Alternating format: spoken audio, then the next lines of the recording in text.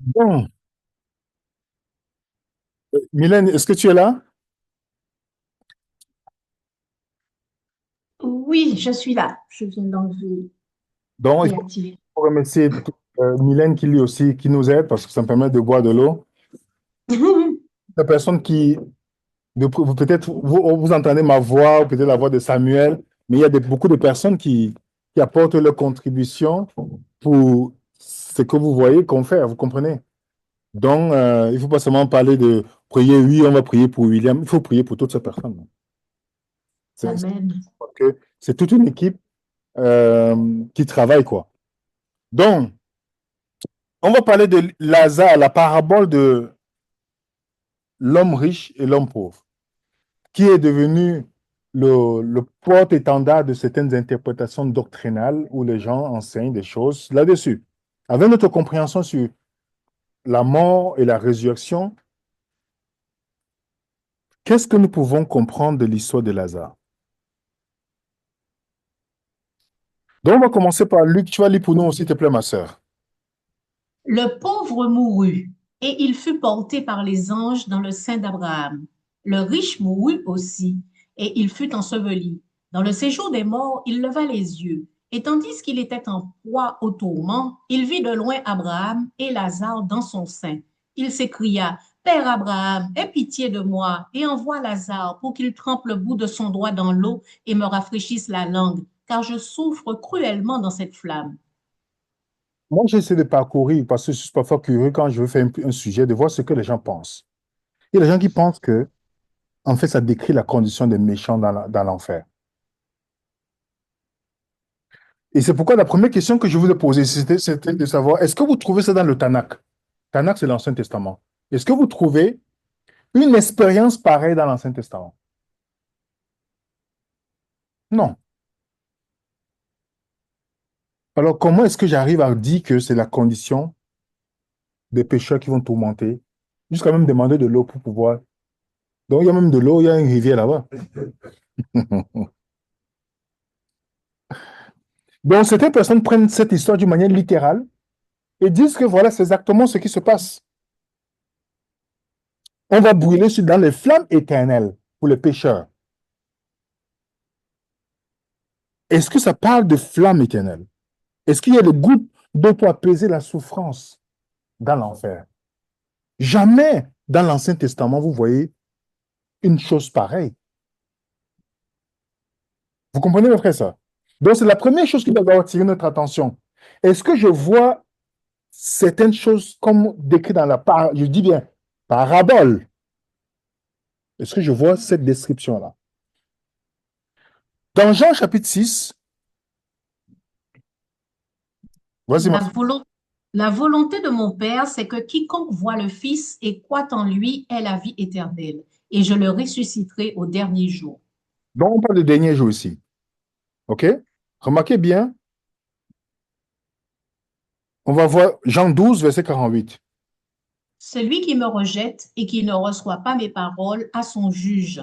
La parole que j'ai annoncée, c'est elle qui le jugera au dernier jour.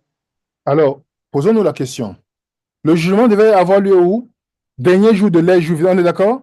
De l'ancienne alliance. Alors, comment cet homme riche souffre-t-il avant le jour du jugement? Peut-être on n'a pas saisi la question. Dans le jugement dans la Bible se fera au dernier jour de l'ère juive. Dieu va juger les Juifs dans l'ancienne alliance, on est d'accord? Alors, si quelqu'un prend Luc chapitre 16 pour dire que c'est comme ça que le jugement des méchants, on n'est pas encore au jugement là. Comment il est jugé là?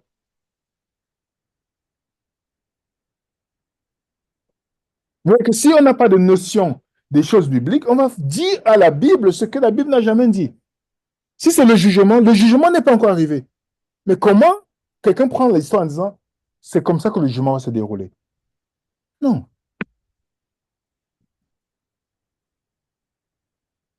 Jean chapitre 5, verset 28 à 29. Ne vous étonnez pas de cela, car l'heure vient où tous ceux qui sont dans les sépulcres entendront sa voix et en sortiront. Ceux qui auront fait le bien ressusciteront pour la vie, mais ceux qui auront fait le mal ressusciteront pour le jugement. Le jugement n'est pas encore arrivé. Je veux donner un auteur qui parle de cette parabole, de Luc chapitre 16. Tu vas lire pour nous, s'il te plaît, ma sœur. Que ce ne soit qu'une parabole et non une véritable histoire de ce qui s'est réellement passé, cela est évident. Premièrement, parce que nous trouvons cette même parabole dans la Gemara Babylonicum, d'où elle est citée par M. Sheringham dans la préface de son Joma. Deuxièmement, parce que les circonstances de celle-ci, à savoir l'homme riche levant les yeux dans l'Hadès et voyant Lazare dans le sein d'Abraham, son entretien avec Abraham, sa plainte d'être tourmenté par les flammes, et son désir que Lazare soit envoyé pour rafraîchir sa langue. Et si tout cela est admis comme une parabole, pourquoi le reste, qui est la parabole même de la Guémara, devrait-il être considéré comme de l'histoire? En fait, c'est une histoire qui existait depuis. Jésus, il connaissait cette histoire-là. C'était les gens, c'est un peu comme les contes qu'on prend. Dans ce temps-là, il connaissait ça. Donc, quand Jésus le parle, il prend ça maintenant pour pouvoir le pousser à comprendre quelque chose. Parce que le but de la parabole, c'est quoi? C'est de prendre les choses voilà, que nous connaissons pour expliquer les choses complexes. Est-ce que vous pensez que le but de la parabole, c'est par rapport à l'homme riche et Lazare? Est-ce que vous pensez que vous pouvez être en enfer, vous communiquer avec celui qui est de l'autre côté? Jusqu'à dire, envoie-moi un peu de l'eau pour apaiser ma soif. C'est ça dans la Bible? Non, c'est une parabole. Lorsqu'on dit Jésus est l'agneau de Dieu, vous savez que c'est une parabole. Est-ce que Jésus marche avec les quatre pattes? Non, c'est juste qu'on prend quelque chose pour expliquer certaines caractéristiques sur le personnage de Jésus. Dans Exode 19, Dieu dit, je vous ai porté entre mes ailes comme l'aigle. Est-ce que Dieu est l'aigle? Donc quand tu vois l'aigle, là, tu te prosternes? Non, c'est qu'il prend les choses d'image pour nous faire comprendre les choses qu'on ne peut pas comprendre sans ces images-là. On est d'accord? Donc c'est une parabole. Est-ce que c'est clair pour tout le monde? Dans les notes, comme je ne sais pas vite, vous allez avoir le document. Le Sheol ou Hadès, jamais on ne retrouve une image où on tourmente les gens avec dans le feu éternel. Puisqu'on a vu ensemble que le Sheol, personne n'a le souvenir de Dieu. Personne ne travaille, personne ne bouge, personne ne fait, il n'y a pas de carnaval, il n'y a rien dedans. Vous comprenez, mes frères et sœurs? C'est bon pour tout le monde? Je vais donner quelques passages. Psaume 6, verset 5. Car celui qui meurt n'a plus ton souvenir. Qui te louera dans le séjour des morts? Qui va louer Dieu dans le sujet des morts? Il n'y a personne, il n'y a aucune chose qu'on fait dans le sujet des morts. Vous comprenez? Donc l'histoire là, ce n'est pas la destruction du séjour des morts ou de gens perdus. C'est pas du tout. Personne n'a le souvenir de Dieu dans le sujet des morts. C'est pourquoi tu ne peux pas louer Dieu dans le sujet des morts. Vous comprenez, mes frères et sœurs? Le psaume 146, verset 4, s'il te plaît, ma sœur. Leur souffle s'en va, ils rentrent dans la terre et ce même jour, leurs desseins périssent. Ça périt. Donc, vous n'allez pas voir dans l'Ancien Testament qu'on appelle généralement Tanakh, vous ne trouvez aucune trace où les gens sont en enfer, sont en train de périr en enfer. Aucune trace. La résurrection a été promise à Daniel aussi, ou à Osée. Tu vas lire pour nous, ma soeur, s'il te plaît. Plusieurs de ceux qui dorment dans la poussière de la terre se réveilleront, les uns pour la vie éternelle et les autres pour l'opprobre, pour la honte éternelle. Et toi, marche vers ta fin, tu te reposeras et tu seras debout pour ton héritage à la fin des jours. Il sera debout. Dieu promet à Daniel qu'il va le ressusciter. Vous comprenez? Osée aussi. Parce que les Juifs savaient que seul Dieu peut te sauver du Sheol. Je les rachèterai de la puissance du séjour des morts, je les délivrerai de la mort. Ô mort, où est ta peste? Séjour des morts, où est ta destruction? Mais le repentir se dérobe à mes regards. Donc, personne ne peut te sauver. Nous, on ne peut pas se sauver du Sheol. C'est Dieu seul qui pouvait te sauver. Donc, c'est pourquoi le contexte quand vous lisez la Bible, les questions que nous devons nous poser pour éviter certaines interprétations, c'est d'abord ces questions-là. L'Ancien Testament enseigne un enseignement sur ce sujet. Je vais donner quelques petits points ici. C'est la seule parabole qui mentionne les noms comme Abraham, Lazare. Vous avez vu notre parabole qu'on mentionne dedans? Deuxième chose, c'est une parabole qui contredit l'enseignement sur la mort. Donc la parabole, ce n'est pas un enseignement que Jésus a donné ici, sur l'enseignement de la mort. Vous comprenez? L'expression le sein d'Abraham, abîme qui les sépare, tout ceci se trouve hors de la Bible. N'importe où dans l'Ancien Testament, on dit le sein, quand on parle dans le sein d'Abraham. Ceux qui étaient avant Abraham sont partis où alors? Dans le sein de qui, Enoch? C'est juste une question, je te pose la question. Si les gens ne meurent pas dans le sein d'Abraham, alors les gens qui étaient avant Abraham sont morts, ils sont partis où? Juste une question de réflexion. Quand on dit le sein d'Abraham, c'est juste une manière de dire paradis dans la conception des Juifs. Vous comprenez? Vous dites là où tu vis bien, vous comprenez? Ce n'est pas vous dire que quand on ne meurt pas dans le sein d'Abraham. Est-ce que c'est bon pour tout le monde? Donc ça, c'est les paraboles. La parabole j'ai mis ici Luc 15. Quand vous lisez parabole de Luc 15, on parle de parabole du fils, les deux fils. La parabole dit qu'il y avait un homme riche. Est-ce que quand vous voyez cette parabole-là, vous pensez que c'est des histoires réelles ou on veut nous enseigner quelque chose? On veut nous enseigner quelque chose. Donc revenons dans le contexte maintenant. Le contexte de parabole Luc chapitre 15, c'est parce que vous avez lu la parabole de deux fils, qu'on dit des deux fils perdus. Le fils aîné qui est parti. Pourquoi Jésus donne la parabole? C'est Luc 15, verset 1 à 2 qui vous donne pourquoi Jésus donne la parabole. Tu peux lire pour nous, ma soeur, s'il te plaît. Luc 15, c'est pas à l'écran. Luc 15, verset 1 à 2. Alors, Luc 15, 1 à 2. Alors, 15, 15. Dans le 15, 1 à 2. Alors, tous les publicains et les gens de mauvaise vie s'approchaient de Jésus pour l'entendre. Et les pharisiens et les scribes murmuraient, disant, cet homme accueille des gens de mauvaise vie et mange avec eux. Mais il leur dit cette parabole. Attends, vous n'avez pas remarqué que Jésus est là. Il y a les gens de mauvaise vie auprès de lui et il y a les pharisiens qui sont à distance pour juger Jésus. On est d'accord? Alors Jésus commence par trois paraboles. Il y a le contexte des paraboles. Si vous oubliez le contexte de la parabole, vous n'allez jamais comprendre le but de la parabole. Les frères aînés symbolisent les pharisiens qui sont dans la maison, saints, extérieurs, qui font tout, ils servent. Le fils perdu, c'est le publicain.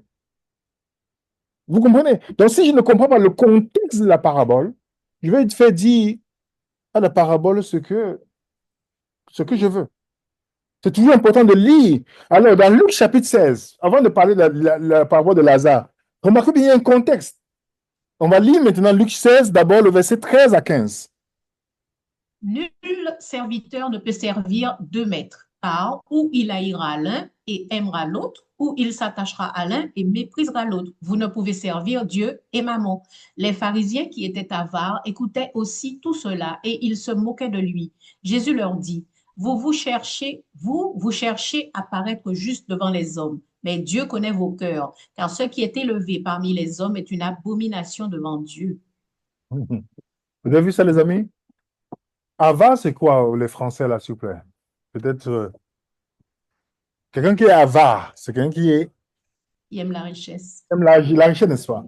Remarquez, vous comprenez le contexte qui était considéré comme les riches dans ce passage. Les pharisiens, ils avaient les meilleurs postes, ils avaient les meilleurs statuts, toutes ces choses-là. Vous comprenez que si j'ignore ce contexte, je passe à côté déjà de beaucoup de choses. Parce que dans le temps des Juifs, les pharisiens croyaient être riches. En bonne santé, quand tu es en bonne santé, tu es riche. Oh, tu es doublement béni de Dieu. C'est pourquoi quand Jésus dit, pour le jeune homme riche, ben, il est difficile pour un homme d'entrer dans le trou d'aiguille. Les disciples se disent, mais qui peut être sauvé? Lui, là, il est en bonne santé, il est riche. Lui, il ne peut pas entrer. Nous, comment on va aller? Vous comprenez, mes frères et sœurs? Le contexte, il est important ici. Les pharisiens étaient considérés comme des gens riches. C'est bon pour tout le monde? Excusez-moi, je passe rapidement. On va continuer dans Luc chapitre 16, verset 19. Il y avait un homme riche qui était vêtu de pourpre et de fin lin, et qui Ah, chaque jour menait joyeuse et brillante vie. maintenant, dites-moi, un homme riche, vêtu de fin lin, vous trouvez ça où dans la Bible? Ah, t'es dans Exode. C'est les prêtres, donc les gens qui étaient en position importante. Le pourpre et fin lin, c'était les sacrificateurs, les prêtres qui portaient ces vêtements-là. Est-ce que vous comprenez, mes frères et sœurs? Alors, dites-moi, qui était sacrificateur au temps de Jésus? Caïphe. Caïphe. On est d'accord? Vous comprenez, mes frères et sœurs? Donc, Jésus prend ceux qui avaient une position élevée, sacrificateurs, tout ça, qui étaient riches, qui avaient aussi reçu les oracles de Dieu. C'est ça la parabole. Donc, il donne la description. Il ne parle pas frontalement, par exemple. Il peut dire, c'est pourquoi vous voyez que chaque fois que Jésus donne une parabole à la fin, ils sont énervés. Parce qu'à la fin, ils se reconnaissent dedans. Vous comprenez? Ils comprennent que Jésus le vise indirectement. Et ce qui est intéressant, si vous connaissez l'histoire, vous connaissez que Caïphe et il y avait Anne. Entre Caïphe et Anne, quel est le rapport qu'il y avait entre Caïphe et Anne? Pardon? C'était le beau-père. Parce qu'on avait enlevé le Anne, parce qu'il était trop rebelle. On a mis qui? Caïphe. OK? Dans la parabole, Luc 16, verset 27 à 28. Tu peux lire pour nous, s'il te plaît, ma soeur. Et il dit, je te prie donc, Père, de l'envoyer en la maison de mon Père, car j'ai 5 frères, afin qu'ils leur rendent témoignage de l'état où je suis, de peur qu'eux aussi ne viennent dans ce lieu de tourment. Qu'est-ce qu'on a vu ici? 5 frères. Notez bien, mes frères et sœurs. Donc, pourquoi Jésus dit 5 frères? Pourquoi pas dire il a des frères? Je vais d'abord vous lire ce que Flavie Joseph dans l'Antiquité juive nous dit. Tu vas lire pour nous, ma soeur, s'il te plaît. Or, on rapporte que cet aîné, Ananus, s'est révélé un homme très heureux, car il avait 5 fils qui avaient tous exercé la fonction de grand prêtre de Dieu et qui avaient lui-même joui de cette dignité il y a longtemps, ce qui n'était jamais arrivé à aucun de nos grands prêtres. Anne avait combien de frères? 5. Qui était le vrai? C'est parce que Caïphe a été mis seulement là ponctuellement. Anne avait combien de frères? Il était la figure de la représentation de quoi? De la classe des pharisiens, non? De la classe de richesse, tous ces points. Il avait 5 frères. Vous pensez que Jésus prononce ça au hasard? Non. Non, les amis.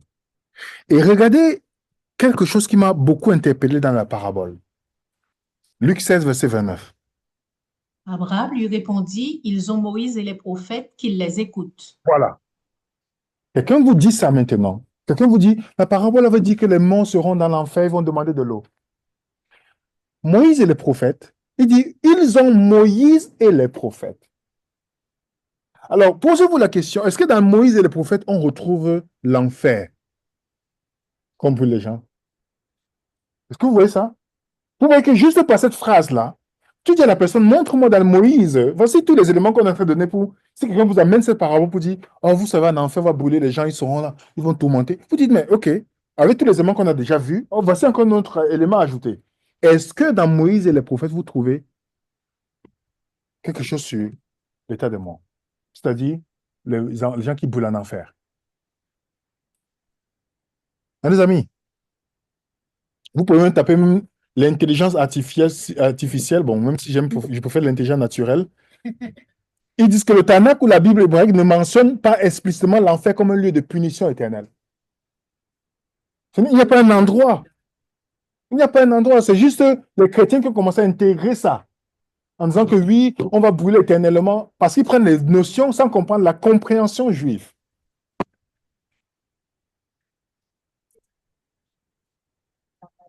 Oui, donc il y a beaucoup de mélanges qui sont entrés dans le christianisme. Il y a des gens qui pensent que dans l'Ancien Testament, les gens, quand ils meurent, leur âme est consciente. Il y a des gens qui croient à ça. Oui. Donc, il y a tellement de mélanges que si tu ne restes pas fidèle à la compréhension biblique, tu vas interpréter la Bible comme tu veux. Est-ce qu'on est clair là-dessus? Regardez bien ce que Jésus dit. Ils ont Moïse et les prophètes, ils ont la parole de Dieu, de l'époque. Ils ont la parole de Dieu. Vous voyez que ils demandent quelque chose Jésus les réfère à la parole. Et vous voulez comprendre, vous et moi, vous voulez comprendre quelque chose hors de la parole de Dieu. Vous voulez associer quelque chose à la parole de Dieu. Quand Jésus, quand il dit, ils ont Moïse et le prophète, voilà le point de la parabole. Vous pensez que comment est-ce que les gens ont manqué la venue de Christ, ces pharisiens-là, qui étaient versés dans les Écritures? Ils ont suivi les traditions, le Talmud. Si quelqu'un vous dit qu'il y a un autre livre qui permet de comprendre la vérité sur Dieu que la Bible, vous êtes déjà sur la voie de vous éloigner de Dieu. Ça, c'est clair. Il n'y a rien que là. S'il y a autre chose qu'on vous dit que non, c'est inspiré par Dieu. Tous les auteurs, ils peuvent écrire des choses intéressantes. Mais ce n'est pas la parole de Dieu. Ils ont Moïse. Tu dis quoi? Apparences. Quand Jésus leur dit ne jugez pas sur les apparences, mais selon ce que je dis. Tu vois, juste avant, dans le contexte, il disait quelque chose et c'est comme si, parce que c'est Jésus, on ne prend pas ça en compte en fait. Oui. Non, c'est parce que pour eux, ils avaient. Ça, je l'ai précisé. C'est à cause des traditions du Talmud qu'ils ont manqué la vraie signification du Messie. Pourtant, c'est écrit que le Messie va souffrir. Même les disciples n'ont pas compris. N'oubliez pas. Parce que quelle est le logique qui est dans leur esprit? Le Messie conquérant qui va venir. Donc Jésus semble trop simple. Lui, là, tu penses que c'est lui le sauveur? Mon frère, c'est pas le fils de Marie. On connaît ses parents, mon ami. Comme les gens font souvent la médisance là. C'est lui là, on connaît son passé, il va vous parler de quoi? Son père n'était pas ici, c'est lui qui buvait l'alcool là-bas, chaque matin à la rivière. Vous parlez de quoi? Quelque chose. Voilà, comment peut-il faire? Toi, ouais, ils étaient en train de minimiser. C'est la même chose que nous faisons. Ben, vous pensez que c'est seulement eux. Nous faisons la même chose. Parce que l'évangile est tellement simple on veut compliquer. On dit, bon, c'est pas seulement ça. Tu veux dire que donc, je dois. Non, non. Il me faut autre chose pour montrer ma sainteté devant Dieu. C'est la même chose qu'on fait. Avoir peur d'aller vérifier soi-même pour paraître, ok, je suis d'accord avec la majorité. Parce qu'à un moment, il y a un qui dit, mais de Bethléem, il vient. Je crois que ça doit venir de là aussi, le Messie. On lui a dit non. Non, c'est pas écrit ça. Il n'a même pas été vérifié. Non, les gens ne vérifient pas aujourd'hui. Parce que vous remarquez bien, moi, je l'ai constaté, même dans les commentaires de nos vidéos. Parfois, certaines personnes vous disent, moi, je me pose la question sur du temps. Parce que moi, si je n'aime pas quelqu'un, je ne vais pas venir voir sa vidéo. Je ne sais pas pourquoi. Après, je pense que c'est une maladie mentale. Moi, c'est comme ça que je l'identifie. Parce que si tu viens, prends au moins le temps de dire, j'ai regardé, j'ai vérifié, voilà mon argument pourquoi c'est faux. Mais tu viens commenter en disant, ah, c'est faux. Ça, ce n'est pas un argument. Pourquoi tu perds ton temps à vouloir commenter là-dessus? Parce que les gens ne veulent pas se poser pour dire, est-ce que je peux me tromper? Hmm. J'ai dit à des personnes, vous vous étonnez aujourd'hui en disant, ah, tu croyais ça, tu ne crois plus ça. Mais je dis, mais je suis né du même musulman. Vous pensez que je suis arrivé là au hasard parce que je ne me pose pas les questions? Tu te mets ta famille à dos quand tu décides de suivre quelque chose. Vous pensez que c'est avec les gens que je vais négocier pour dire non, je vais rester dans la. Non, non, non, non, non, non, non, non, non, non. Je suis quelqu'un, je suis né en me posant des questions. Donc, si quelque chose n'est pas vrai, je suis toujours ouvert. Si quelqu'un me montre que ce que je crois, c'est faux. Du lendemain, vous allez voir. Si je peux vérifier moi-même, même ça me prend 2 jours sans dormir, que je vais vérifier. Si c'est vrai, je vais dire à la personne, tu as raison. C'est pourquoi je suis contre les sentiers battus. Où on dit, voilà comment nous croyons. On ne peut pas dire ça avec la Bible. Parce que plus vous et moi, on étudie, je ne sais pas pour vous. Je vous dis, chaque fois que les gens posent des questions sur des thèmes-là, je me dis, il y a tellement d'études. Parfois, je dis, on va même arriver, Seigneur. Il y a tellement de choses à connaître. Plus tu étudies, tu te dis, mais tu ne connais rien, en fait. Parce que ce qui est devant toi est tellement énorme que tu dis, mais comment je vais y arriver? Vous vous rendez compte qu'il y a des choses que nous pensons que, ah, on connaît. Non, il y a tellement de choses à apprendre. Donc, c'est pourquoi il est important de vérifier. Donc, revenons sur notre parabole. Dans le verset 16, 30 à 31, tu peux lire, ma soeur, s'il te plaît. Et il dit, non, Père Abraham, mais si quelqu'un des morts va vers eux, ils se repentiront. Et Abraham lui dit, s'ils n'écoutent pas Moïse et les prophètes, ils ne se laisseront pas persuader quand même quelqu'un des morts ressusciterait. Alors, mes frères et sœurs, s'ils n'écoutent pas quoi? La parole de Dieu. Donc, même le signe d'un miracle, on ne peut pas le convaincre. On n'a pas vu les chrétiens aujourd'hui, c'est quand ils parlent comme tu as dit, ils ne vérifient pas, ils sont seulement dans les miracles. Oh, le tel pasteur fait les miracles là-bas, il parle. Oh, je cherche la guérison. Dieu dit que s'ils n'écoutent pas s'ils n'ont pas la parole de Dieu, toutes ces choses-là, hein, ça ne tient pas. Ça ne tient pas. Ils ne laisseront pas persuader, même quand un mort. Jésus s'adressait à qui là, dans la parabole? À qui? On a dit ensemble que le but de la parabole, c'était quel contexte? Les pharisiens, non? Pourquoi vous avez peur de dire, mes frères et sœurs? Est-ce qu'il y a une amende ici? Voilà ce qui se passe dans Jean chapitre 12, verset 10. Tu vas lire pour nous, ma sœur, s'il te plaît.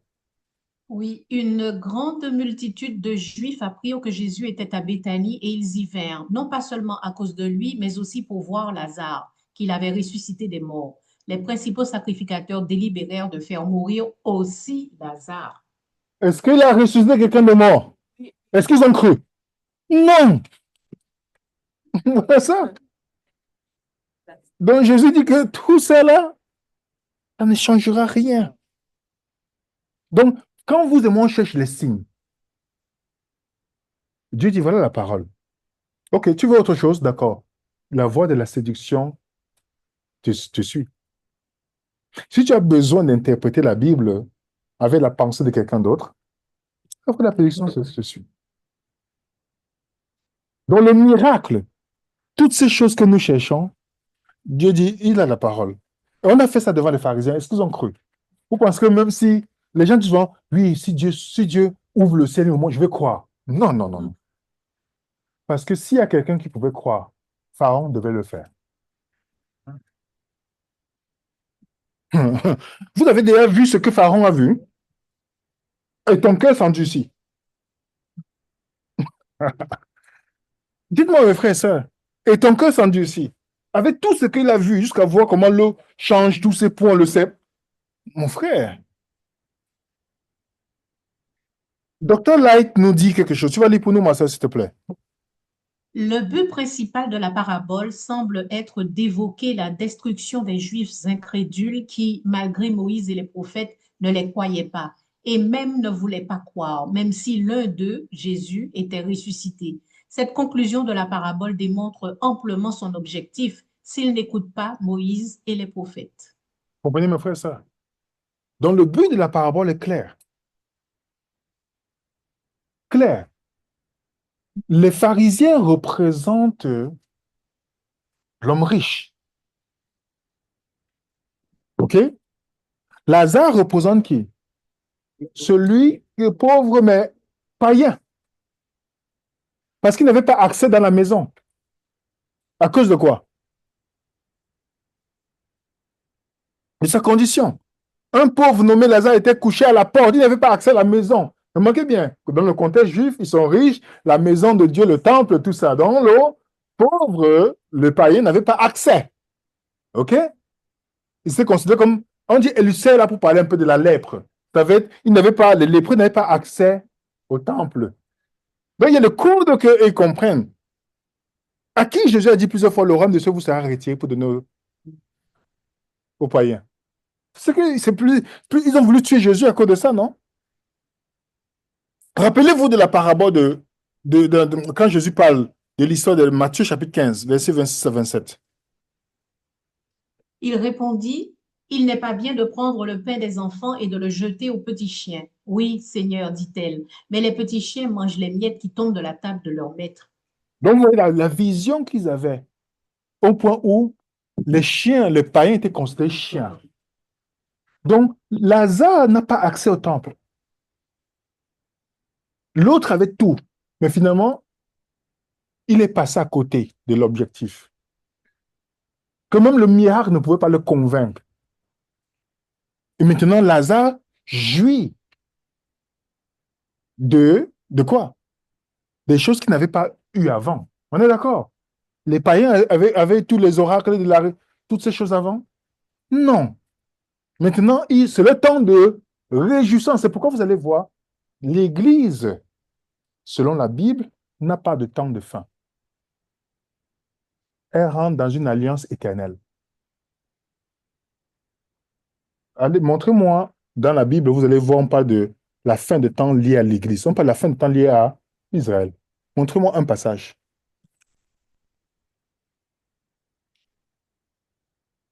Donc la réjouissance, donc toute personne qui accepte le Christ rentre dans cette alliance-là avec Dieu. L'alliance éternelle. Il n'y aura aucun moment que tu seras séparé de Dieu. Même la mort, je dis, même celui qui meurt vivra. Donc, est-ce que vous avez compris, vous et moi, l'histoire de la parabole? Le contexte parle des pharisiens. Et cette parabole n'enseigne pas que quand on meurt pas un enfant brûle, parce que ça n'existe pas encore l'enfer. Le jugement n'était pas encore là. Donc, ceux qui prennent cette parabole pour pouvoir créer des doctrines en disant que les gens, quand ils meurent, les catholiques le font. Ils meurent, ils sont au purgatoire, on tourne, on est en train de dire, OK, quand vous allez prier pour les morts, on va les 40 jours, tout ça, cela, on va changer de place. Ça, c'est une hérésie. Et vous voyez même quelqu'un qui a vécu toute sa vie. Mais voilà, oui, oui, il faut prier. Je vois, oh, tu dois payer les messes pour les défunts. Tu dois payer. Le prêtre, il te met le doigt dans l'œil. Vous n'avez pas payé pour votre messe. Vous devez payer ça. Et les gens, vous regardez les millions de personnes dans l'ignorance qui croient en ça. Qui croient en ça? Quand la fête, quand le truc de la Toussaint vient, ouais, les gens, ils partent te donner. Ça ne sert à rien d'aller donner des fleurs. Oh, Seigneur. Pour mettre dans les tombeaux, là, ils ne sont pas là. Ça vous donne quoi dans le tombeau, là? Il serait même aller demander, on va faire une messe par rapport à ça. Les gens disent, oh, c'est la Toussaint prie pour les morts. Dieu est un Dieu des vivants. C'est tout. Et il n'y a pas un endroit, quand tu meurs, ta condition est fixe. Ça veut dire que si tu n'étais pas en Christ, c'est fini. Il n'y a pas une transition. On va dire, bon, peut-être on va voir. Bon, le prêtre a demandé qu'on paye 10 000 euros. Si tu vas sortir de là, Dieu ne demande pas l'argent. Il n'a pas besoin d'argent de personne. Donc, si quelqu'un vous dit ça, il vous ment. Quand vous mourrez, ta condition est fixe. Il n'y a rien qu'on change. Donc, c'est ça que Jésus veut faire comprendre. Ils ont la parole de Dieu. Le miracle ne va pas te convaincre. Tu as la parole de Dieu. Lorsque quelqu'un veut dire quelque chose, il est écrit. La parole de Dieu. Il n'y a pas deux autres livres. Il n'y a pas un livre qu'on peut mettre à côté de la parole de Dieu. Il n'y a même pas un petit. Il n'y a que la parole de Dieu.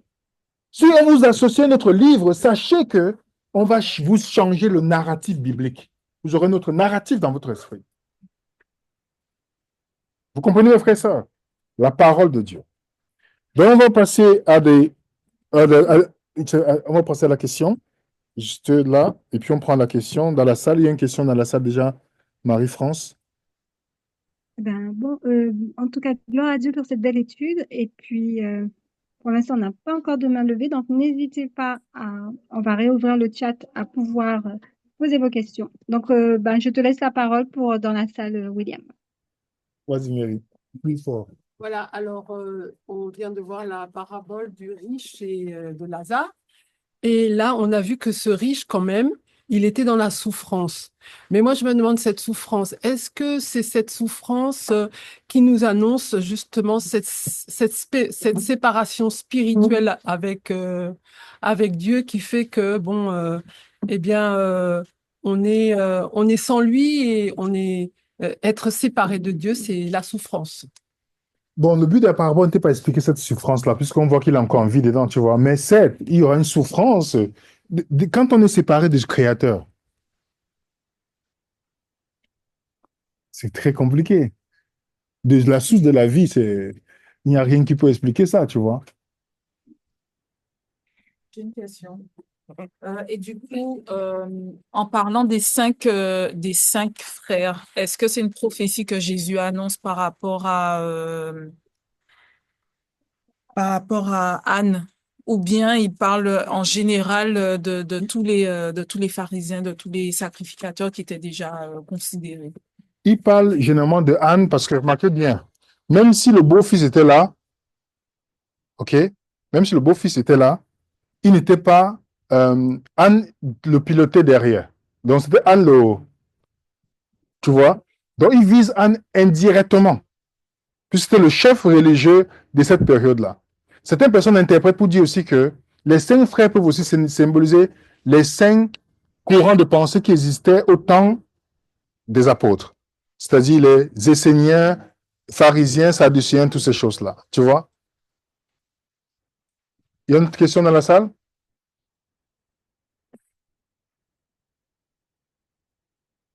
Il y a une autre question dans la salle? Les gens attendent toujours qu'on va dire on va faire un peu pour poser les questions. Il y a une question là-bas, Marie-France. Non, de notre côté, il n'y a pas de main levée et il n'y a pas non plus. Ah si, on a quelqu'un qui vient de lever la main. La sœur Fanga, ben, vous pouvez réactiver le son. Fanga. Oui, merci beaucoup pour Ok. ces études qui vraiment nous donnent de la confiance. Ça renouvelle notre confiance dans le Seigneur. Et ma question, je ne sais pas si vous avez eu cette question-là, je ne sais pas. En fait, les personnes que j'ai connues dans le temps des parents qui avaient fait leur baptême dans les églises au pays et qui n'ont pas, et qui après euh, ont quitté même les églises et qui ne sont pas nés de nouveau, qui n'ont pas connu la nouvelle naissance. Quel est leur sort alors? Je ne sais pas si vous avez répondu à cette question. Quel est leur sort par rapport à la résurrection? Est-ce que ils ont commencé, peut-être qu'ils n'ont même pas commencé de résurrection, peut-être puisqu'ils ne savaient pas ce que c'est que la nouvelle naissance. Oui, je comprends la question, Fanga, mais on ne peut pas connaître ici, là. Tu vois, c'est les prêtres catholiques qui vont vous dire qu'ils connaissent le sort. Tu vois, nous, on ne peut pas connaître parce que Dieu, tu parles des personnes qui ont une vie intime on ne connaît pas. Donc, on ne connaît pas comment ils fonctionnent avec le Seigneur. Donc, Dieu les juge selon la lumière qu'ils ont reçue. Tu comprends? Donc, on peut pas donner, je ne peux pas donner, il serait très prétentieux pour moi de te dire que oui, le sort, c'est ceci, ça, c'est pas une chose qui est réservée à un mortel comme moi. Tu comprends? Oui, c'est vrai. Ce sera selon la lumière qu'ils ont reçue. C'est Oui. vrai. Oui, oui, oui, oui. Sinon, par rapport au millénium, vous dites qu'on verra ça pendant l'étude du livre, enfin, en finissant l'Apocalypse. Oui, c'est ce qu'on a dit. Ça veut dire que le mot millénium apparaît où? Hormis le livre d'Apocalypse, vous avez vu le mot millénium apparaît quelque part? Non, non, non. Voilà. Non, mais parce que c'était une de mes questions hier soir. Bon, je n'ai pas pu, je n'ai pas pu poser cette question. Je réfléchissais encore. Et c'est vrai que on nous a tellement parlé de son retour, le millénium. Après, on retourne avec lui et après, on revient.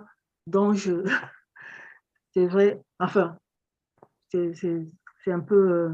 Et on ne peut pas répondre maintenant, ma sœur. Donc, on fera ça par la grâce de Dieu. On approche, hein. On est dans le chapitre 15, tu vois. D'accord, ok. D'accord, merci beaucoup, hein. Encore merci une fois. Merci. Merci beaucoup. Alors, nous avons une question sur le chat de Beneteau qui demande, William, Satan a-t-il accès au Sheol? Quel est le séjour quel est le séjour de la clé de séjour de mort? Voilà. Et comment Satan va avoir accès? Dans l'Ancien Testament, quand les gens mouraient, on disait que Satan était à la porte pour les accueillir. C'est- faut- Non, moi, je ne parle pas ça pour. Moi, je suis quelqu'un, je me posais la question que je devais un texte. On est d'accord, n'est-ce pas? Alors, est-ce que vous avez vu que l'ennemi a accès dans l'Ancien Testament? Non. C'est un lieu que le néant, il va, quand quelqu'un meurt, il part dans cet endroit-là. Donc, c'est seulement Dieu qui peut te délivrer de cet endroit-là. Il n'y a que Dieu. Par contre, Dieu a préparé un endroit pour l'ennemi. Matthieu 25, 41. C'est l'enfer. Il y a une autre question?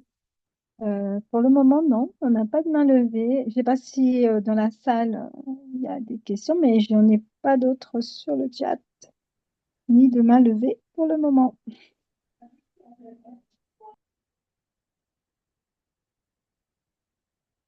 De ton côté, il y a plus de questions, William? Bon, on a terminé. le roi, il a été consulté